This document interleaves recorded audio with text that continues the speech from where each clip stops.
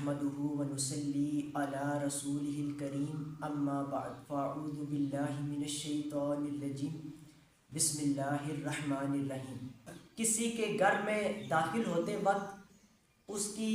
رضا چاہنا، اس کا انس معلوم کرنا، اس کی اجازت معلوم کرنا، یعنی ہم جب بھی کسی کے گھر میں جاتے ہیں نا، مہمان بن کے جائیں، ہم اگر جو ہے وہ کسی کے گھر میں دعوت پہ جا رہے ہیں یا کسی مریض کو پوچھنے جا رہے ہیں، کوئی بندہ مرض میں مبتلا ہو گیا ہے نا، تو یہ اس کا حق بنتا ہے مریض کا کہ اس کی تیمارداری کی جائے، اس کو پوچھا جائے، تو اس کو پوچھنے کے لیے جا رہے ہیں، یا ہم کسی دوست کے گھر جا رہے ہیں، کسی بھی یعنی انسان کے گھر میں جا رہے ہیں نا، تو اس کا کیا حکم ہے کہ ہم نے کیسے یعنی داخل ہونا ہے، یہ ہم آج اس حوالے سے قرآن و سنت کی روشنی میں گفتگو کریں گے۔ اللہ تبارک و تعالیٰ نے قرآن حکیم کے اندر واضح طور پر یہ حکم ارشاد فرمایا ہے۔ سورۃ النور سورت نمبر 24 اور اس کی آیت نمبر 27 کے اندر، اعوذ باللہ من الشیطان الرجیم بسم اللہ الرحمن الرحیم، یا ایہا الذین آمنوا لا تدخلوا بیوتا غیر بیوتکم حتی تستأنسوا وتسلموا علی اہلها ذالکم خیر لکم لعلکم تذکرون۔ اللہ تعالیٰ اس آیت کریمہ میں ایمان والوں کو حکم ارشاد فرما رہے ہیں کہ یا ایہا الذین آمنوا، کہ اے وہ لوگوں جو ایمان لائے ہو، لا تدخلوا بیوتا، تم گھروں میں داخل نہ ہوا کرو، غیر بیوتکم، سوائے اپنے گھروں کے، یعنی سوائے اپنے گھروں کے تم گھروں میں داخل نہ ہوا کرو، حتی تستأنسوا وتسلموا علی اہلہا، یہاں تک کہ تم انس معلوم کر لو اور تم سلام کر لو ان گھر والوں پر۔ اللہ تعالیٰ ایمان والوں کو حکم فرما کر یہ ارشاد فرما رہے ہیں کہ اے وہ لوگوں جو ایمان لائے ہو، تم اپنے گھروں کے سوا کسی کے گھروں میں داخل نہ ہوا کرو، یہاں تک کہ تم ان کا انس معلوم کر لو اور ان پر سلام کہہ دو، ان گھر والوں پر نا سلام کر دو۔ یہ جو لفظ ہے نا تستأنسوا، اس کا مادہ انس ہے، اور انس کا مطلب ہوتا ہے مانوس کرنا، کسی کی یعنی رضا چاہنا، کسی کو یعنی آپ جب کسی کے گھر میں بھی ہم جب داخل ہوتے ہیں نا، تو ہمیں یہ معلوم کرنا ہوگا کہ اس گھر والے کو ہمارا آنا ناگوار تو نہیں گزرا، کہیں اس کو برا تو نہیں لگا ہمارا اس کے گھر جانا، تو اس کو بولتے ہیں انس معلوم کرنا۔ اور اس کے لیے جو نبی صلی اللہ علیہ وسلم نے طریقہ جو بیان فرمایا ہے نا، وہ یہ بیان فرمایا ہے کہ صحیح حدیث میں موجود ہے، یہ حدیث ہے جی جامع ترمذی کے اندر 2710 نمبر صحیح سند کے ساتھ۔ یہ ایک صحابی رضی اللہ تعالیٰ عنہ نبی پاک صلی اللہ علیہ وسلم کے جب گھر میں گئے نا، تو ان کو طریقہ نہیں تھا پتا کہ میں کیسے اجازت مانگوں، تو انہوں نے کیا کیا کہ وہ بغیر اجازت مانگے اور بغیر سلام کیے وہ گھر میں داخل ہو گئے، انہوں نے اجازت بھی نہیں مانگی اور سلام بھی نہیں کیا، اسی طرح وہ گھر میں داخل ہو گئے۔ تو نبی پاک صلی اللہ علیہ وسلم نے فرمایا کہ واپس باہر جاؤ اور کہو کہ السلام علیکم، کیا میں اندر آ سکتا ہوں؟ یعنی نبی پاک صلی اللہ علیہ وسلم نے یہ طریقہ سمجھایا اپنے صحابی کو کہ تم واپس باہر جاؤ اور باہر سے کہو کہ السلام علیکم، یعنی سلام کرو، اور پھر کہو کیا میں اندر آ سکتا ہوں؟ جب بھی کسی کے گھر میں داخل ہوتے ہیں نا، یہ حدیث ہے صحیح بخاری کے اندر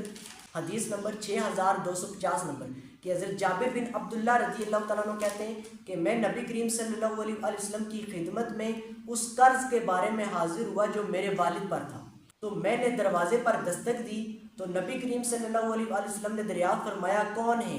تو میں نے کہا میں، یعنی حضرت جابر بن عبداللہ نے اپنا نام نہیں بتایا بلکہ انہوں نے صرف یہ کہا کہ میں ہوں، تو نبی صلی اللہ علیہ وسلم نے فرمایا آنا آنا، میں تو میں بھی ہوں، یعنی نبی پاک صلی اللہ علیہ وسلم نے اس کو ناپسند فرمایا، یعنی جیسے ہم دستک دیتے ہیں نا کسی کے دروازے پر، تو آگے سے جب وہ کہے کہ کون ہے تو ہمیں اپنا نام بتانا چاہیے، ہمیں یہ نہیں کہنا چاہیے کہ میں ہوں۔ بعض لوگ کہتے ہیں کہ میں ہوں، صرف میں کر رہے ہوتے ہیں، نام نہیں بتاتے، تو اس کو نبی پاک صلی اللہ علیہ وسلم نے اس کو ناپسند قرار دیا۔ اور جیسے ہی ہم کسی کے گھر کے جو مین گیٹ ہے نا، جو دروازہ ہے، اس کے پاس جب جاتے ہیں تو اگر دروازہ کھلا ہوا ہے یا بند ہے، ہم نے کسی بھی حالت میں ہم نے اندر جان کر دیکھنا نہیں ہے، ہم نے اندر نظر کو نہیں اپنی یعنی نظر سے دیکھنا نہیں ہے، جاننا نہیں ہے، کیونکہ اس سے یہ بڑا سخت معاملہ ہے، اس سے نبی پاک صلی اللہ علیہ وسلم نے منع فرمایا، اور نبی پاک صلی اللہ علیہ وسلم نے فرمایا صحیح حدیث موجود ہے کہ جب نظر اندر چلی گئی تو پھر اجازت کیسی؟ جب نظر اندر چلی گئی تو پھر اجازت کیسی؟ کیونکہ اسی لیے تو منع کیا گیا کہ نظر کو، کیونکہ اندر جو گھر والے ہوتے ہیں نا، وہ کوئی کس حالت میں کوئی کس حالت میں، تو اندر ہم اس طرح نہیں دیکھ سکتے۔ اور باقاعدہ ایک صحیح بخاری شریف میں حدیث موجود ہے، باہر سے ایک صحابی نے جو سوراخ تھے نا ان سوراخوں سے جان کر دیکھا، نبی کریم صلی اللہ علیہ وسلم اندر اپنے مبارک بالوں پر نا نبی پاک صلی اللہ علیہ وسلم کنگھا فرما رہے تھے۔ تو جب اس شخص نے حجرے کے باہر سے سوراخ سے جب دیکھا نا جان کے، تو نبی کریم صلی اللہ علیہ وسلم نے فرمایا کہ اگر مجھے پہلے معلوم ہو جاتا نا کہ تم یعنی دیکھ رہے ہو جان کے، تو میں یہ کنگھا تمہاری آنکھ میں چبو دیتا۔ اگر مجھے یہ معلوم ہو جاتا کہ تم دیکھ رہے ہو تو میں یہ کنگھا تمہاری آنکھ میں چبو دیتا۔ تو یہ اتنا سخت معاملہ ہے کہ ہم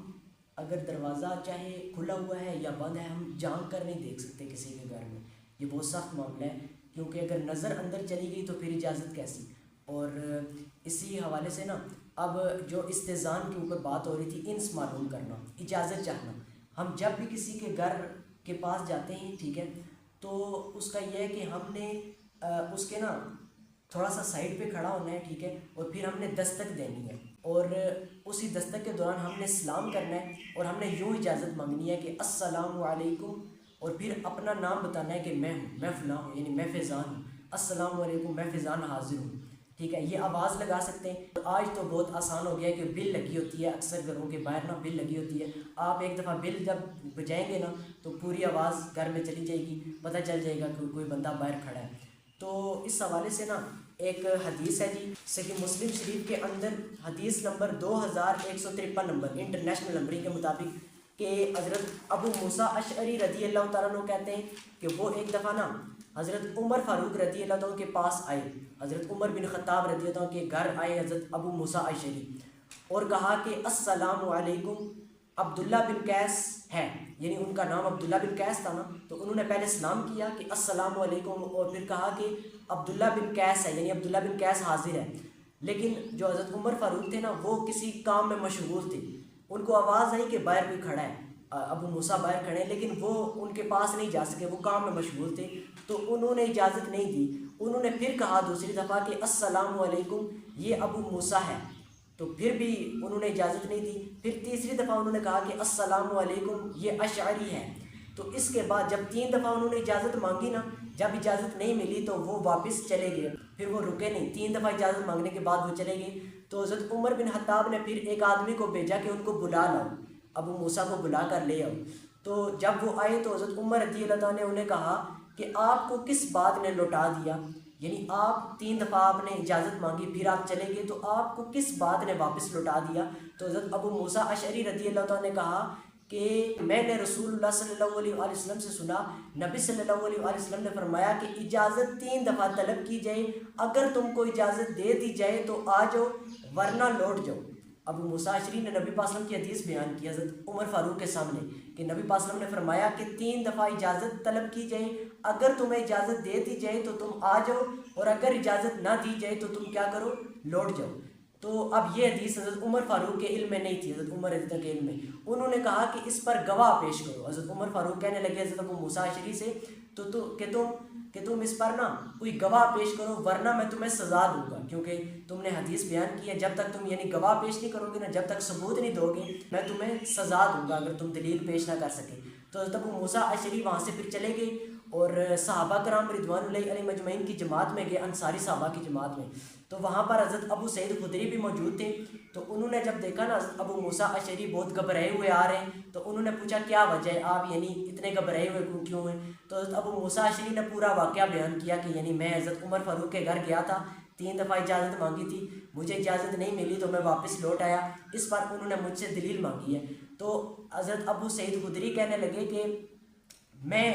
وہ اٹھ کر کھڑے ہو گئے کہ میں اس پر گواہ بنوں گا۔ تو پھر انہوں نے گواہی دی، تو حضرت عمر فاروق نے کہا کہ رسول اللہ صلی اللہ علیہ وسلم کا یہ حکم مجھ سے اوجل رہ گیا تھا، یعنی مجھے معلوم نہیں تھا کہ اللہ کے نبی پاک صلی اللہ علیہ وسلم نے یہ بات ارشاد فرمائی۔ تو انس معلوم کرنے کے حوالے سے ہم نے کیا بتایا صحیح حدیث کی روشنی میں، کہ ہم نے دستک دینی ہے، السلام علیکم کہنا ہے، اور پھر ہم نے اجازت مانگنی ہے، کیا میں اندر داخل ہو سکتا ہوں، اور ساتھ اپنا نام بھی بتا دینا ہے۔ تو اگر گھر والے اجازت دے دیں تو ہم نے داخل ہونا ہے، اگر اجازت نہ دیں تو 3 دفعہ ہم نے اجازت مانگنی ہے، اس کے بعد ہم نے واپس لوٹ جانا ہے، چاہے گھر کا دروازہ کھلا ہوا ہے یا بند ہے، ہم جھانک کر گھر میں نہیں دیکھ سکتے۔ اور پھر اس کے بعد اللہ تعالیٰ نے فرمایا کہ ذالکم خیر لکم، یہ تمہارے لیے بہتر ہے، لعلکم تذکرون تاکہ تم نصیحت حاصل کرو، یعنی یہ عمل کرنا تمہارے لیے بہتر ہے تاکہ تم نصیحت حاصل کرو۔